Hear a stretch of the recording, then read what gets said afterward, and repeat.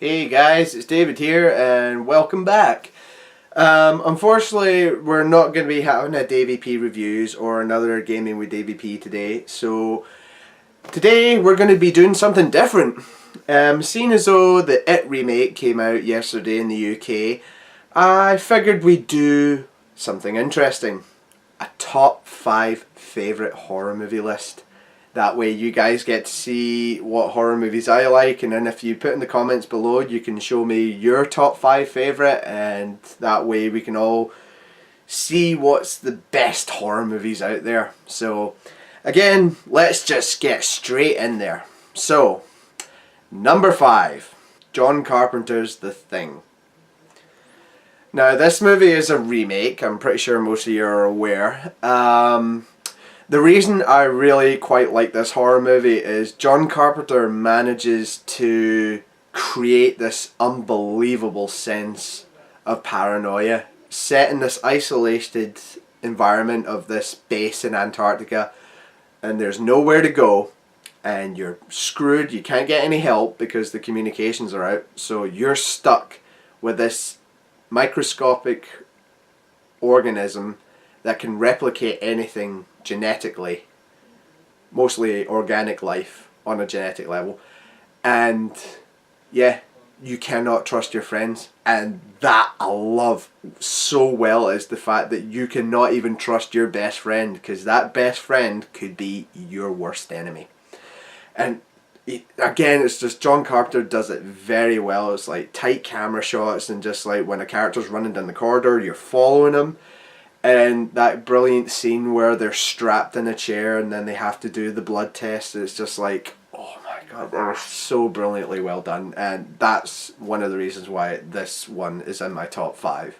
Number 4, Texas Chainsaw Massacre.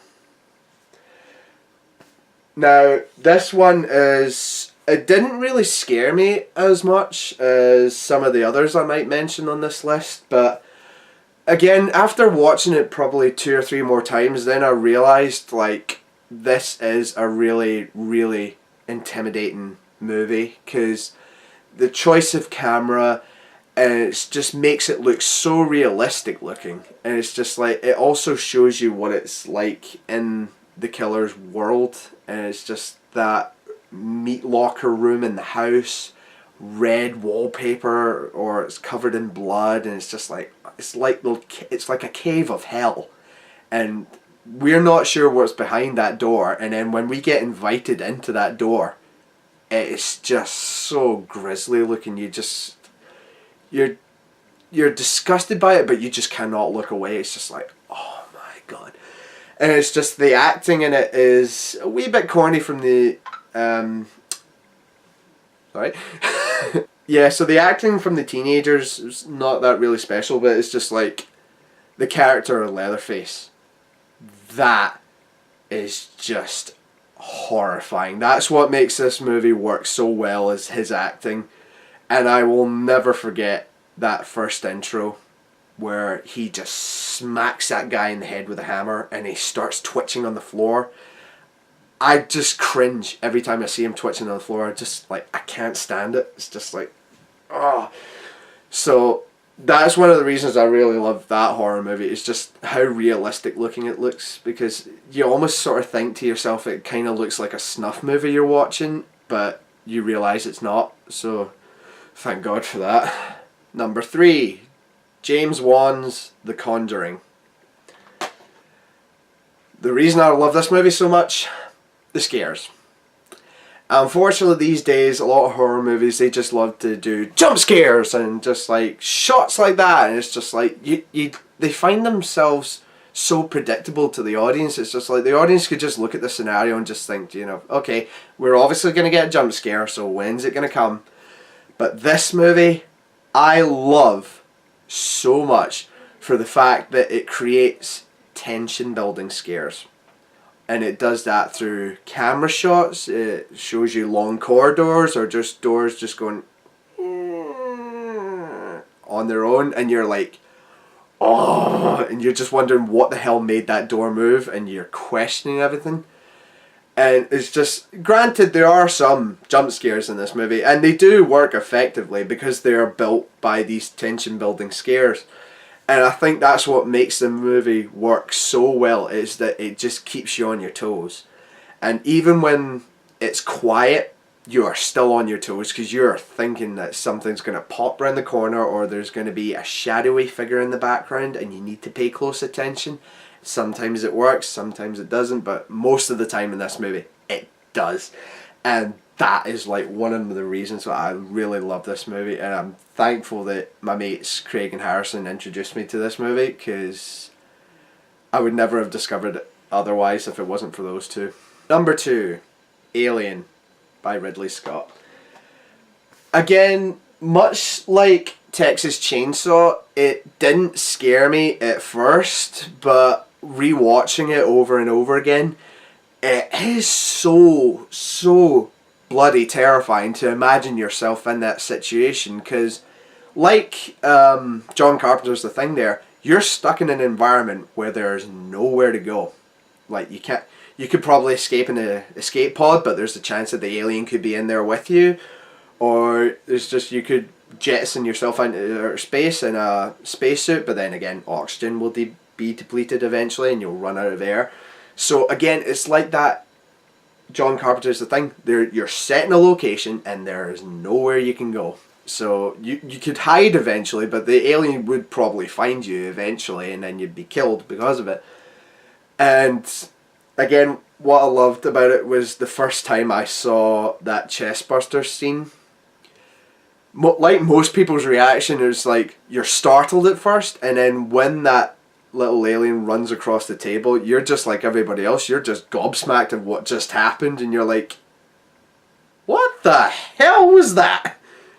And it is so brilliantly well done, and I'm pretty sure we've all seen documentaries and things like that about how the actors were being genuinely terrified because they had no idea what was going on, especially with Veronica Cartwright when she screams and that blood lands in her face. Like, that was a genuine reaction. And again, it's so brilliantly well done. The production the production design in this movie is so brilliantly well done. You never get any space movies like that, or if you do, they are referencing this movie. And it's just the sense of claustrophobia as well in some of the air ducts and like the caverns and everything. It's just like, it was so brilliantly well done, and it was mostly kept in the dark at times. And again, you never really saw much of the alien. You only saw a head, you saw a like hand, you saw a tail. It wasn't until like the third act of the movie where you actually see the whole figure, and it looks so unsettling. You're like, what weird twisted person came up with this idea? I don't know, but it worked. Spectacularly, it worked. Number 1, A Nightmare on Elm Street. Now, why is this one at the top of the list? Well, it was the first one that I saw at the age of 12 to 14, and I'm pretty sure most teenagers were introduced to A Nightmare on Elm Street at that age, and I loved it so much that it was so unsettling. It's just the character of Freddy Krueger is so dark, he's so twisted, and this happens in your dreams where you least expect trouble to happen, and they get you in your vulnerable spot. And I think it just worked so well because everybody dreams. Everybody has a fantasy when they're asleep, and the fact that this man could kill you at your vulnerable spot is just so terrifying. And again, it's just like, some of the shots were well done. The character of Freddy Krueger, Robert Englund, has done a spectacular job at portraying this guy. I don't think anybody else could have done it as much as he could. And I thought I might share this as well. I think it was like the second or third time I saw this movie. I was in bed, woke up at 1, 2 o'clock in the morning. Don't know what woke me up, but my eyes were dazed and confused, and I was like, what's going on? And I looked down at the foot of the bed, and I see a shadowy figure at the foot of the bed, and it's in the shape of Freddy Krueger with the hat, the sweater, and he's having his hands laid out like this with his claws, digging it, and I just immediately ducked under the duvet. I was just like, fuck. And then I was so trembling, and then when I just lifted my head up, the figure was gone. And I know that sounds a wee bit childish and immature, and you know it's just a figment of your imagination, it's just your mind playing tricks on you, but it's just, to have somebody like that intimidate you like that, it is superbly well done. And I think that's why A Nightmare on Elm Street always holds a special place in my heart, because it is one of my favourite childhood horror movies that really scared the hell out of me. And I mean, granted, I would eventually go on to discover The Exorcist and then other few horror movies that are as much as more terrifying as that, but it's just none of them made much of an impact on me than A Nightmare on Elm Street did at that age. Anyway guys, that's the end of the video. Hope you enjoyed my top 5 horror movie list. Again, like I said, if you've got any lists that I might have missed out, please fill in the description below, or in the comments below, sorry. And, sorry, sore throat. If you liked what you saw, and if you want to see more videos in the future, please like this video and also subscribe to my channel for further content. And I will see you guys next week for another gaming video. So, see you later guys.